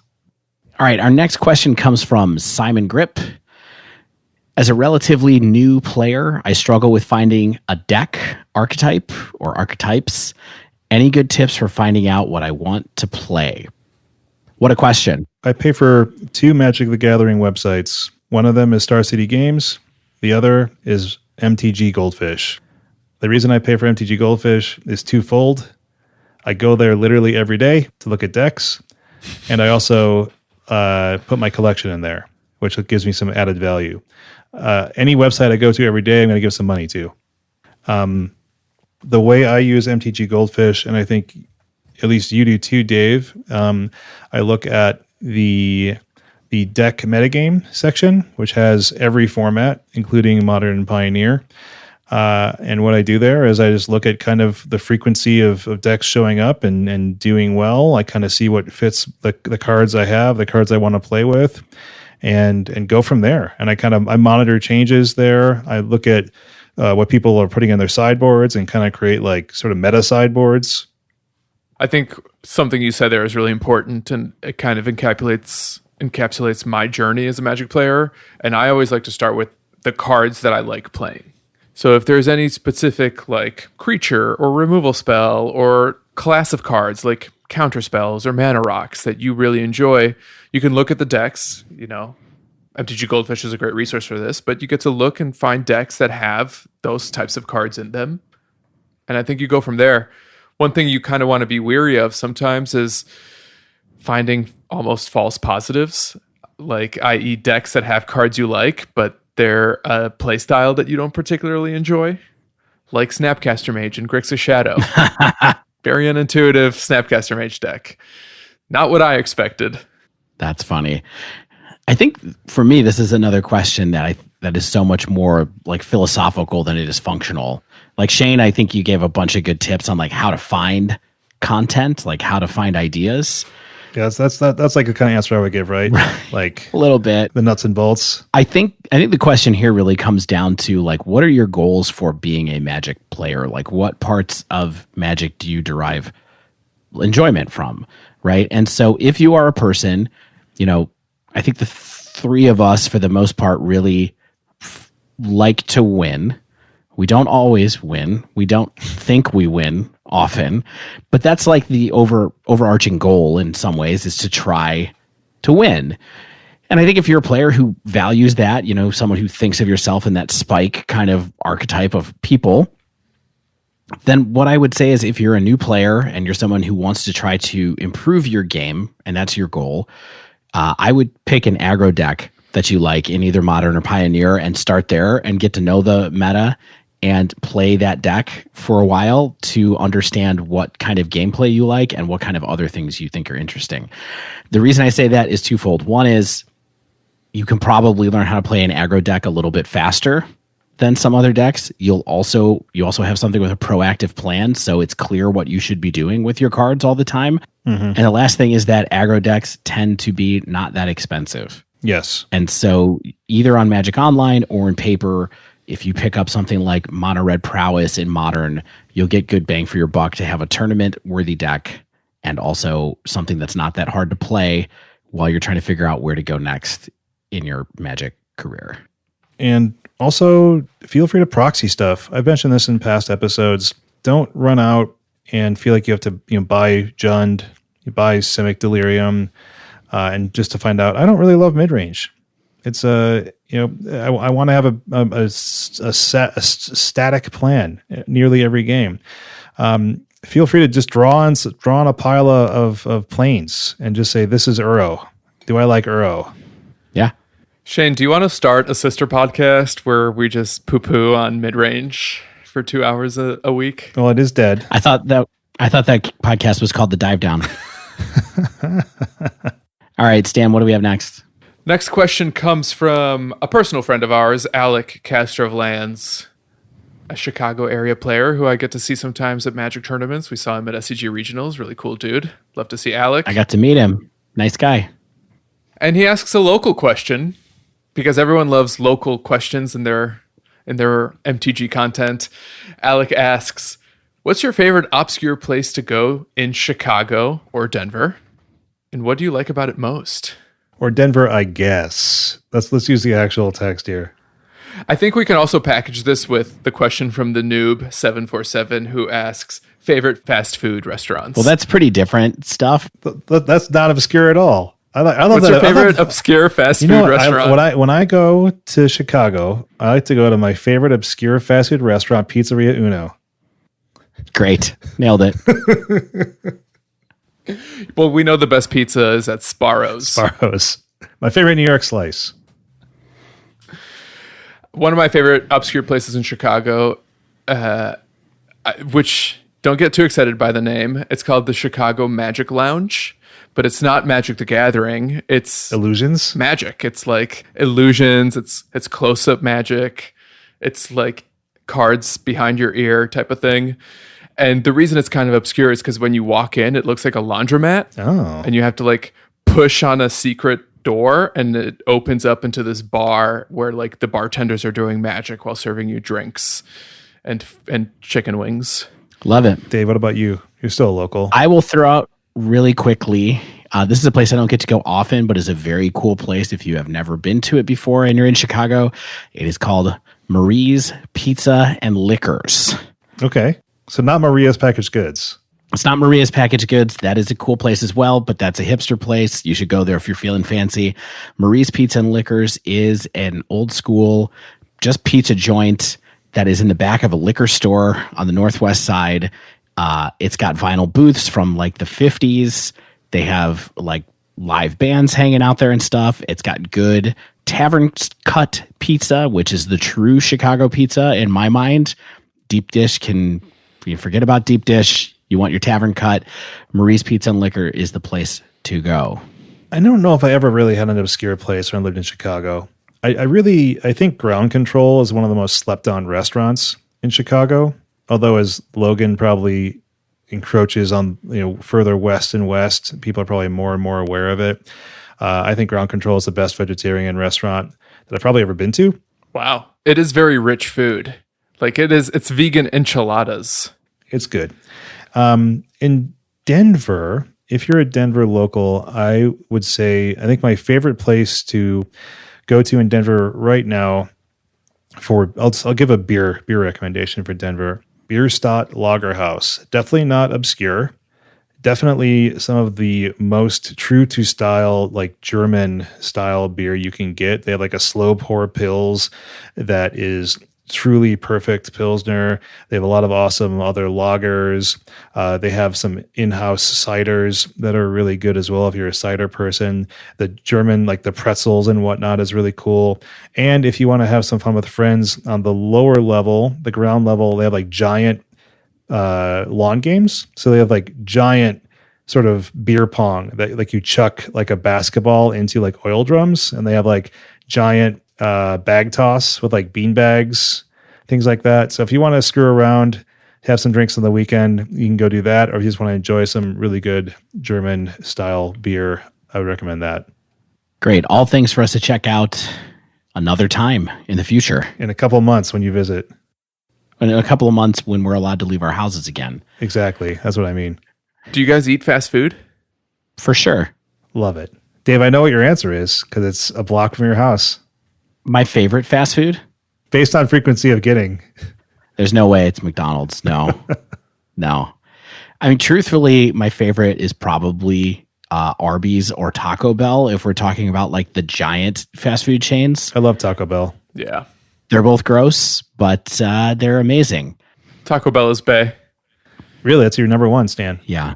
It's up there. I mean, the Popeyes chicken sandwich, I think, is actually a work of art. It gives Popeyes like a claim to the throne. Yeah, I haven't eaten meat since the new year. And so I no longer can get the burgers and chicken sandwiches that I love still. I mean, I love them.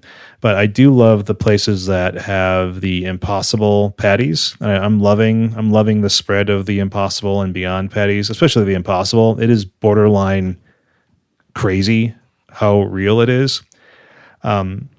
So yeah, I think Burger King with the Impossible Whopper right now is definitely stepping up, and I do love me a Whopper. I can second that. Is Outback fast food? Depends how quickly you get your order in. I like Outback Steakhouse. That's my favorite, like bad-ish restaurant to go to, I guess. Dude, that food was good. Yeah, it's good.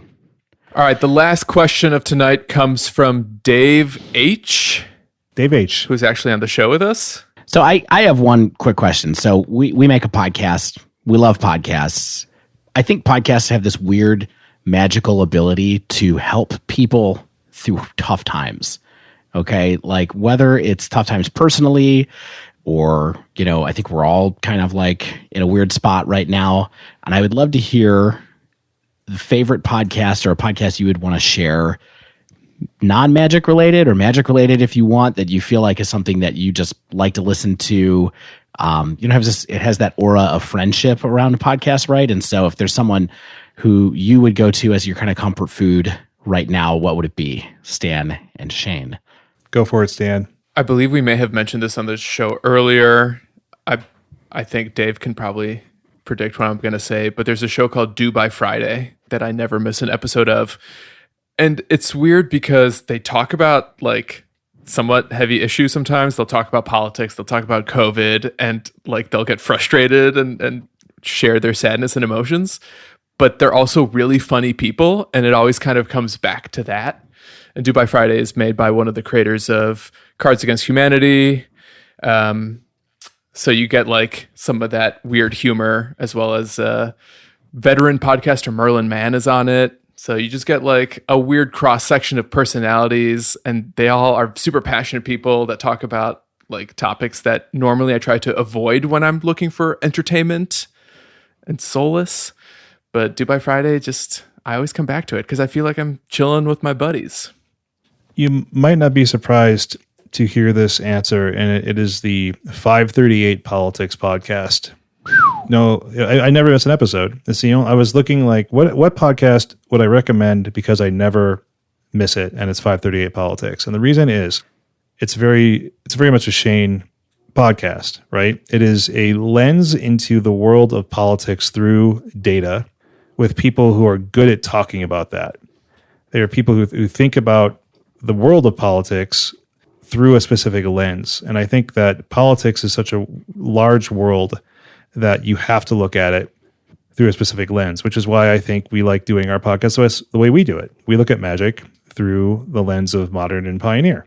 We're not a news podcast. We don't talk about current events of magic.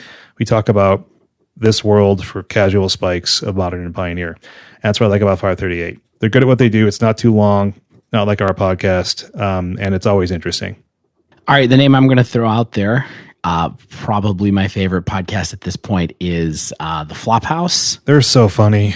Which is a totally different thing, which is a bad movie podcast with a couple of people who used to write for The Daily Show. One still writes for The Daily Show, and a guy who owns a couple of very cool bars in New York.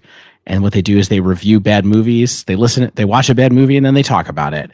And it has been going for, they just had their 300th episode. They've only been, they only put episodes out every 2 weeks. So that means that they've been podcasting together for, I think it's 12 years, essentially. And so you can, in these times, if you have a lot of time for podcasts, there's a lot of back catalog in the Flophouse, and you can listen to them anytime. They're timeless. 8 years ago are still good. And so I encourage you to check them out. You don't have to watch the movies in order to watch it. In fact, it's probably better if you haven't watched the movies to listen to it. Yeah, the first episode is from August 13th, 2007. Oh my gosh. So if you want to get at something with a deep back catalog, check out The Flophouse. Well, I feel better. I feel like we can get through this together. Yeah. Not only among the three of us, but with all of our friends in the Dive Down Nation. Yeah, if you thought this episode was a little weird, it wasn't your speed, you wanted something more focused, more strategic, this week kind of threw us all for a little bit of a loop. I think we were kind of trying to wrap our heads around what was changing around us. Look for us to bring back the Dive Down content you know and love. And if you like this episode, let us know. Yeah, I'm not going to guarantee we're going to go all the way back 100% next week, but let's see how it goes. You know, we're going to be here. We want to be here for you all. And we, especially after today with the whole donation kind of poll thing and talking to people in the nation, it's about the connection in addition to the information, right? And so that's what we're going to continue to try to deliver on. Well, that wraps up this week's show. If you haven't yet, make sure you subscribe to our podcast so you get the latest episode as soon as it comes out. And if you use Apple Podcasts, please leave us a rating and review. If you'd like to submit a question to a future episode of The Dive Down, or pick our brain on something in modern or pioneer, tweet us at The Dive Down, all one word, or email thedivedown@gmail.com. If you'd like to support the show, you can join our Patreon, where joining at any tier gets you access to our super secret Slack channel. Find that over at patreon.com/thedivedown. As always, shout out to manatraders.com for sponsoring the podcast. You can sign up for Mana Traders using promo code TheDiveDown, all one word, and get 15% off your first 3 months of renting Magic Online cards. Of course, special thanks to the bands Nowhere and Spaceblood for letting us use their music. And until next week, get out there and wash your hands. Stay in there and wash those hands. 20 seconds. Sing happy birthday twice. Scrub those cuticles. Stay indoors and wash your hands.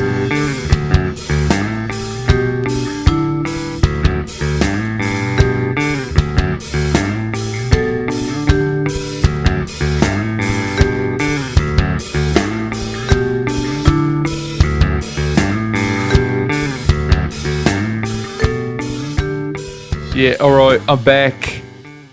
Here with the dive down. I don't know what this accent is. I can't hear myself because of these cans. So like, I forgot to put my monitor on. I need to. I have to learn to monitor myself. I'm like going a little crazy. Stan, your British accent is so bad. It's really, really bad. It's so unrealistic. I swear I could do a better one when I can hear myself. I don't believe you. Hey, yo, governor, you calling my accent bad? Core.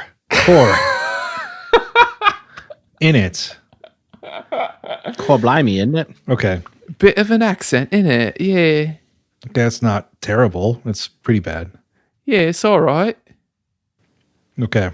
Bit of a cheeky lad. He is. God, Lou, please don't put that into the episode.